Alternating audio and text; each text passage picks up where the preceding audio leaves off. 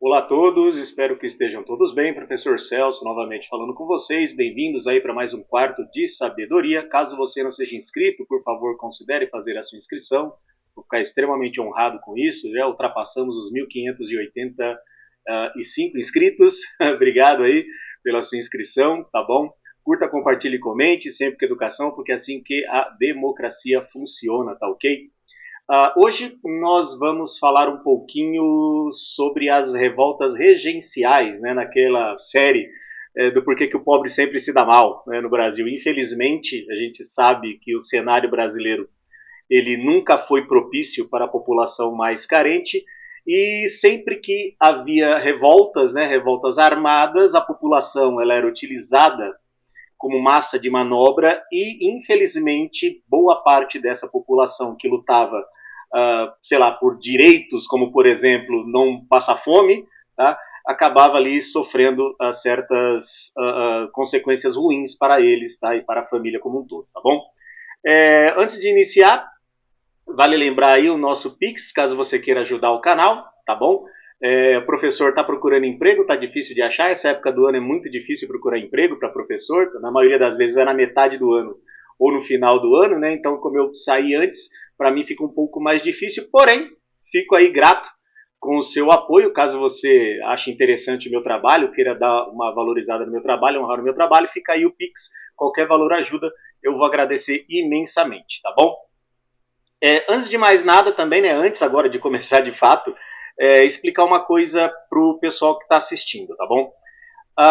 Essa ideia que a gente vê hoje dentro da história, né, tirando aquela parte da história oficial, onde nós professores buscamos ter uma visão um pouco mais realista da coisa, pode causar para algumas pessoas um certo desconforto por imaginar que nós estaríamos exagerando na relação dos governos com a população como um todo, tá bom? Mas isso não é o assunto a ser tratado aqui. O que a gente precisa entender é o seguinte: a população brasileira, desde a criação do Brasil, vamos dizer assim, em 1500, ela sempre foi preterida, ela sempre foi deixada de lado. Primeiro, pela coroa portuguesa, que foi quem tomou conta do território brasileiro até 1822, tá? E depois com sucessivos governos que nós tivemos.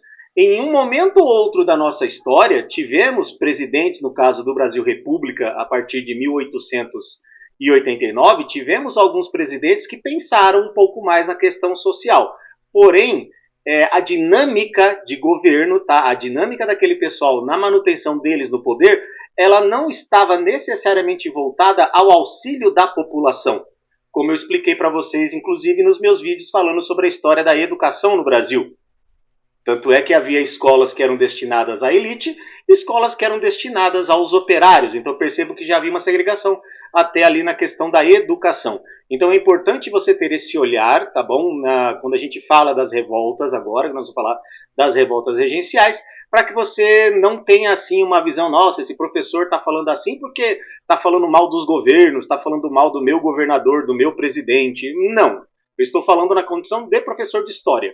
Eu faço críticas em cima daquilo que eu estudei na condição de professor e assim eu posso comentar com vocês e aí sim vocês podem imaginar aquilo que vocês quiserem, porém agora com as informações corretas nesse caso, tá bom? Vamos lá. Vamos entender o que foram as revoltas regenciais, tá?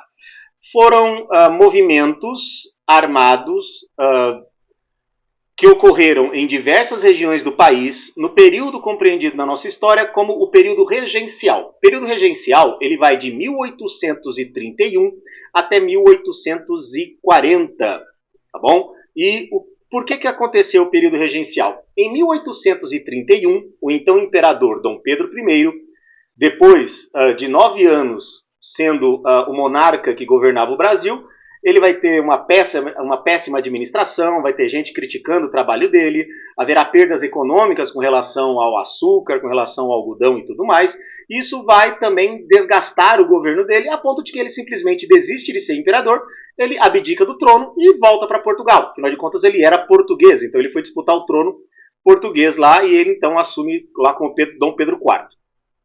Ele deixa aqui o filho dele, Dom Pedro II, que tinha apenas 5 anos de idade na época. Então ele não podia assumir o trono, porque o trono só podia ser assumido por Dom Pedro II quando este completasse 18 anos.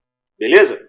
Então precisava de gente para governar. Então quem vai governar? A gente vai chamar então esse período de período regencial. Serão políticos, tá, os regentes, que tomarão conta do Brasil no período de 1831 até 1840, até então que o presidente, que o príncipe completasse 18 anos. Porém, percebam que esse período vai ser curto, porque em 1840 acontece o golpe da maioridade. E então, Dom Pedro II, com 14 para 15 anos, ele assume o trono brasileiro. Beleza? Vamos lá. Perdão pela tosse, vai fazer um barulhinho no microfone aí. Pois bem, vamos lá. Quais foram as revoltas regenciais? Como eu falei, elas aconteceram em várias regiões do país. Nós tivemos a cabanagem, que vai acontecer no Grão-Pará, tá bom? Tem a colinha aqui do lado, como sempre, eu boto a colinha para ficar mais fácil. Além da cabanagem, nós teremos a balaiada, né? A cabanagem vai ser no Grão-Pará, a balaiada vai ser no Maranhão, revolta dos Malês em Salvador, na Bahia, a sabinada também na Bahia, e a revolta farroupilha, que vai ser ali entre o Rio Grande do Sul e hoje o estado de Santa Catarina, tá bom? Então essa vai ser a sequência. Tivemos outras, tá? Tivemos outras, mas essas são as principais justamente porque envolve, infelizmente, a perda de milhares de vidas, principalmente da população mais pobre, porque todas elas foram reprimidas pelo governo regencial com muita violência, com exceção de uma delas, tá bom? E a gente vai falar sobre isso daqui a pouquinho, beleza? Então, pois bem, vamos lá. Vamos falar da cabanagem. A cabanagem ela vai acontecer lá na região norte do país, na extinta província do Grão-Pará. O Grão-Pará é onde hoje é o estado do Pará, do Amazonas e, se não me falha a memória, também ali onde é Roraima e Amapá, tá bom? O Brasil ainda não tinha o Acre nessa época, tá? O Acre vai ser comprado só no século XX, beleza? Então, era um grupo de... esses revoltosos eram um grupo formado principalmente por pessoas das camadas excluídas da população. Então tinha escravizados foragidos, negros libertos, indígenas, mestiços, pequenos agricultores que viviam da subsistência, e eles viviam em cabanas perto dos rios, daí o nome cabanagem. Então percebam que a população pobre ela foi aquela que deu início a essa revolta, tá? E claro, qual foi o motivo dessa briga? As péssimas condições de vida. Vamos entender o seguinte, o Brasil nessa época, ele já era de um tamanho quase continental. A gente pode dizer assim, claro que não é um exagero, mas é quase isso, que a Europa quase toda cabe no Brasil. Para você ver o tamanho do território brasileiro. E no período de 1765, se não me falha a memória, até 1960, então foram aí 200 anos, o Brasil ele era governado da cidade do Rio de Janeiro. E não havia uma comunicação muito efetiva com as demais províncias e depois os estados. Então isso prejudicou de maneira muito forte o desenvolvimento daquelas regiões. E isso também agravou, obviamente, a situação de vida, as condições de vida das pessoas, que aumentavam em número e em pobreza. Tá bom? Então tem que pensar nisso aí também. Tá? Caso alguém faça a comparação, mas e os Estados Unidos? A gente não pode fazer esse tipo de comparação porque a formação dos Estados Unidos foi diferente da nossa formação. Alguns alunos falam isso, né? Professor, por que os Estados Unidos são do jeito que são e o Brasil é do jeito que é? Formação do seu território.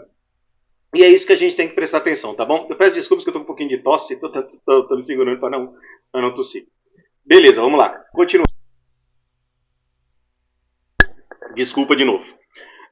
Então, eles queriam o quê, né? A elite da região, porque havia uma elite, ela percebeu que com essa reclamação do povo, eles podiam se utilizar do povo para poder garantir melhorias ali para eles também. Porque as regências, né, os governos regenciais que tivemos, que foram duas regências trina, né, com 3 representantes, e duas regências una, né, com um cara só. E era uma briga de partidos políticos ali que estavam perto do governo, tá? Que seriam os liberais e os conservadores, tá? Não os liberais conservadores de hoje, tá? Os liberais conservadores daquela época. Então, por conta dessa distância, tudo mais, o governo brasileiro praticamente abandona a região. Então, aquelas elites locais viam nessa oportunidade, na pobreza das pessoas, a chance de poder reivindicar algo diante ali o governo regencial, tá bom? Então, em 1835, os cabanos entraram em conflito com as tropas regenciais, tá? Na cidade de Belém. Então, havia um presidente na província, que era um cara muito autoritário, o Bernardo Lobo de Souza, e ele foi assassinado. Então, entre 1835 e 1836, os cabanos estabelecem um governo independente do Império, tá? Olha que doideira, eles conseguem fazer um governo independente do governo que estava ali no Rio de Janeiro. Mas os líderes, eles divergiam, né? 2 caras que eram os líderes. Esses 2 caras estavam querendo se aproximar do governo regencial, ao invés de manter aquele status de independência. Os revoltosos cabanos não aceitaram isso, né, porque esses 2 caras eram da elite.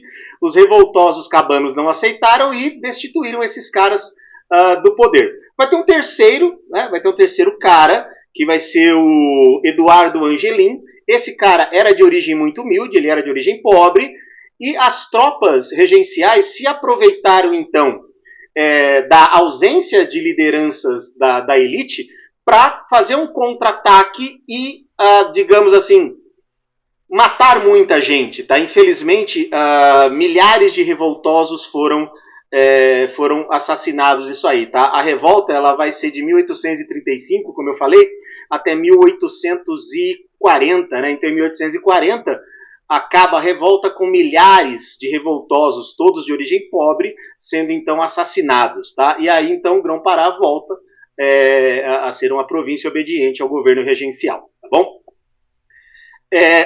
No Maranhão vai acontecer a balaiada. A balaiada vai ser entre 1838 e 1841, tá bom? E também foi uma rebelião popular. O que aconteceu? Um fabricante de balaio, tá, chamado Manuel dos Anjos, ele jurou se vingar de um oficial, tá bom? Que havia abusado da filha dele, tá bom? Então, isso aí foi o que aconteceu. Esse oficial abusa da filha do Manuel dos Anjos e Manuel dos Anjos, então, jura vingança. Acontece que esse desejo de vingança tomou corpo e juntou aproximadamente 12 mil pessoas para lutar contra a elite, contra as condições de vida que eles tinham. Que eles queriam, obviamente, melhores condições de vida e uma aplicação de uma justiça, digamos assim. Tá? Então, alguns líderes serão eles. Raimundo Gomes, tá? Que vai ter o apelido de Cara Preta. O chefe do quilombo, Cosme Bento, ou Negro Cosme. Então, esses caras, né, o Cara Preta e o Negro Cosme, reuniram 12 mil revoltosos armados para combater a violência exercida pelos latifundiários da região. A gente precisa lembrar também o seguinte, o Brasil, desde a sua formação, era um território, né, e ainda é, em que a propriedade ela ainda é um marcador de classe social. Tá? Então, pessoas com grandes extensões de terra, elas exercem poder. Tá? Isso ainda acontece no Brasil, tá bom, galera? Então, o que aconteceu?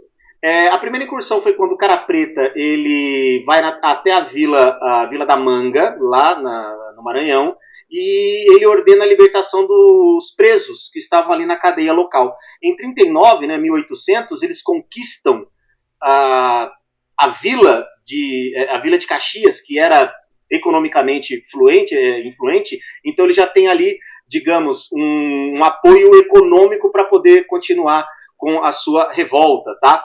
Mas vai aparecer um cara do exército brasileiro, o Luiz Alves de Lima e Silva, tá bom?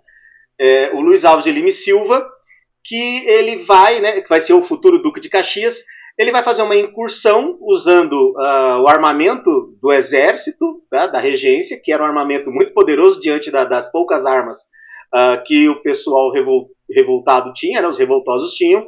Tá? E quando eles tentam, quando os revoltosos tentam tomar a cidade de São Luís, vai haver essa incursão do exército sob o comando do Luiz Alves de Lima e Silva, e os líderes, o Negro Cosme e o Cara Preta, eles serão executados.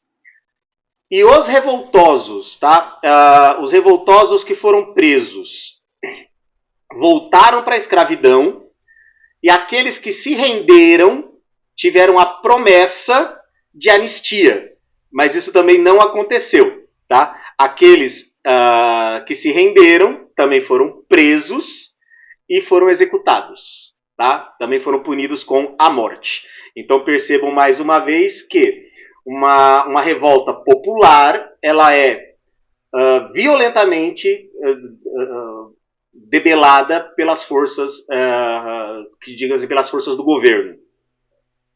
A revolta dos malês, ela vai acontecer na cidade de Salvador, tá bom? Revolta dos malês, ela vai ser no ano de 1835. E por que ela ficou restrita à cidade de Salvador? Porque ela foi uma revolta da comunidade afrodescendente escravizada e alforriada ali da região. Principalmente por esses malês, O malê era um grupo de africanos que eram muçulmanos. Então esses caras tinham uma diferença sobre o outro grupo de negros escravizados. Esses malês, eles sabiam ler e escrever. Então eles tinham, digamos assim, uma vantagem com relação a isso, tá? Ela vai ter muitos líderes que vão pedir o fim da escravidão e também a liberdade religiosa, uma vez que o Império impunha a religião católica como oficial. Tá? A religião católica ela era a oficial do Império Brasileiro. Isso vai ficar até 1891, com a Constituição da República, que acaba com a oficialização, com a oficialidade, da religião católica como a do Brasil. Beleza? O que vai rolar? Os líderes, eles faziam seus planos e escreviam em árabe, tá?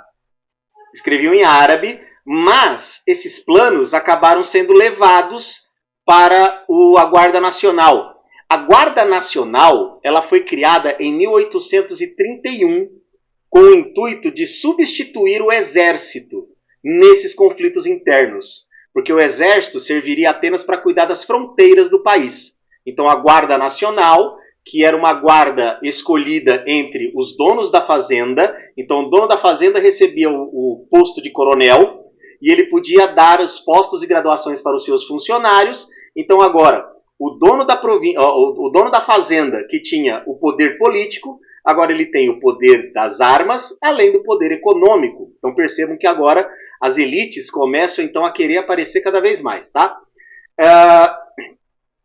O conflito durou apenas 2 horas na cidade de Salvador, 70 escravizados foram mortos e 200 revoltosos foram executados ou sofreram outros tipos de punições físicas. Outros 500 foram mandados de volta para a África e as práticas islâmicas foram proibidas pela regência. Então a religião muçulmana foi proibida pelo governo regencial.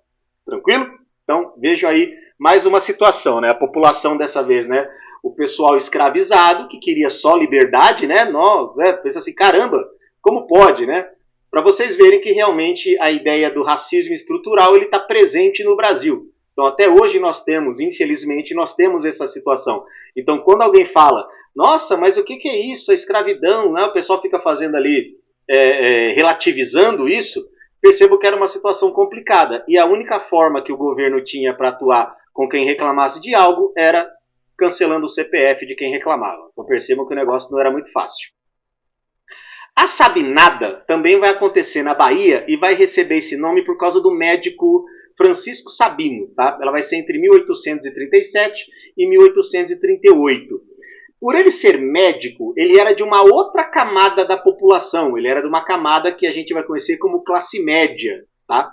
Então, o que ele queria? Ele queria que a Bahia se tornasse uma república. Tá? Uma república baiense, sob a liderança desse médico Francisco Sabino, sendo o presidente dessa república. Houve o apoio de camadas mais pobres, mas ele era um movimento basicamente da classe média, porque essa classe média não estava mais afim de sofrer a influência dos líderes dos engenhos, dos senhores do engenho, tá? Que tomavam conta do local e eram ligados ao governo. Tá? Então, no final de 37, vai ser declarada uma separação da Bahia em relação ao Brasil, tá? Até que Dom Pedro atingisse a maioridade. Porque qual que era a intenção? Sabino, ele queria, de fato, conversar com o próprio imperador em pessoa para resolver essa treta. Ele queria que o imperador soubesse disso tudo, do que está acontecendo, dos problemas e tudo mais. Então ele declara essa independência da Bahia até a maioridade de Dom Pedro II. Só que, em 13 de março de 1838, os conflitos entre os sabinos, os revoltosos e as forças do governo regencial chegou no seu ápice, resultando na morte e no aprisionamento de milhares de baianos, tá bom? Francisco Sabino, derrotado, ele foi banido para a província do Mato Grosso. Ele não foi executado. Médico. Branco. Entenderam? Vamos lá. A única revolta que vai ser feita da elite contra a elite, e vai ter um resultado bem diferente, vai ser a Revolução Farroupilha. Ela vai durar muito tempo, serão 10 anos, tá? Vai ser de 1835 até 1845. E qual vai ser a treta? A treta, né, essa foi a única organizada pela elite. De fato, foi a elite que organizou. A treta vai ser entre os produtores de charque, né, o que seria a carne seca, e os criadores de gado. Os produtores de charque queriam uma redução dos impostos com relação ao produto deles. E isso desagradava principalmente os criadores de gado. O charque, ele era muito apreciado lá no Rio de Janeiro. E os produtores de gado ficavam meio que perdidos com relação a isso, porque não era algo que dava realmente muita grana para eles. Então começa a ter essa confusão. Os gaúchos, né, concorriam com o Uruguai. Então, isso, nesse caso, prejudicava o comércio do charque, porque o Uruguai era, naquela época, né, uma potência econômica que fazia frente ali à economia brasileira. Então, em 1835, Bento Gonçalves, liderando os Farroupilhas, tomam a cidade de Porto Alegre, tá? Mas depois eles acabam presos. Na prisão, tá bom? Bento recebe a visita de Giuseppe Garibaldi. Esse Giuseppe Garibaldi também vai ser o cara. Ele era muito aventureiro. Ele vai participar das guerras de unificação da Itália, lá em 1870. Então esse cara vai ter uma participação muito, muito interessante, tanto no conflito aqui no Brasil, quanto no conflito lá na Itália. Tá? O Garibaldi, ele se engaja na luta contra o governo regencial, tá? Por meio de combates navais, e instaura duas repúblicas. A República Juliana, onde hoje é o estado de Santa Catarina, e a República de Piratini, onde hoje é o estado do Rio Grande do Sul. Então percebam que nesse contexto já tem dois países, né? A República Juliana e a República de Piratini. Ou seja, o governo regencial está perdendo território. Então foram 10 anos de conflito. Nesses 10 anos, no final desse conflito todo, vai haver um tratado de paz, que vai ser o Tratado de Ponte Verde, em que os impostos foram revisados, as dívidas da província foram perdoadas e os revoltosos foram anistiados. Alguns desses revoltosos ainda tiveram a oportunidade de entrar no exército imperial, tá? Porém, tem que pensar no seguinte: muitos escravizados lutaram em nome dos seus proprietários rurais e tiveram a promessa de serem libertos. Isso nunca aconteceu, porque na Batalha de Porongos, em 1844, esses escravizados foram todos mortos. Tá? As lideranças foram perdoadas, tivemos um tratado de paz. Os milhares de escravizados que lutaram em nome dos seus fazendeiros, né? O fazendeiro manda o seu escravizado para a guerra, esses infelizmente faleceram na Batalha de Porongos em 1844. Então percebam mais uma vez que na história de revoltas no Brasil, o pobre sempre acabava se dando mal. Infelizmente, é assim que o Brasil trata a sua população pobre. Governos e governos vêm e vão e a população pobre é sempre deixada de lado. Por isso a importância de uma consciência de classe, de entender que nós somos a classe que é, de certa forma, explorada pelos poderosos. E nós precisamos lutar pelos nossos direitos unidos. E não nessa dicotomia que foi criada por interesses das lideranças. Beleza, galera? Vamos encerrar por aqui. Se você ficou com alguma dúvida, por favor, deixe aí no campo de comentários, sempre com educação, porque é assim que a democracia funciona. Caso você queira e tenha condições, ajude o nosso canal através do Pix. O professor vai ficar extremamente agradecido, qualquer valor ajuda. Se não der, tudo bem, curta, compartilhe e comente, tá bom? A gente se vê numa próxima. Forte abraço para todos. Tudo de bom, galera. Tchau, tchau.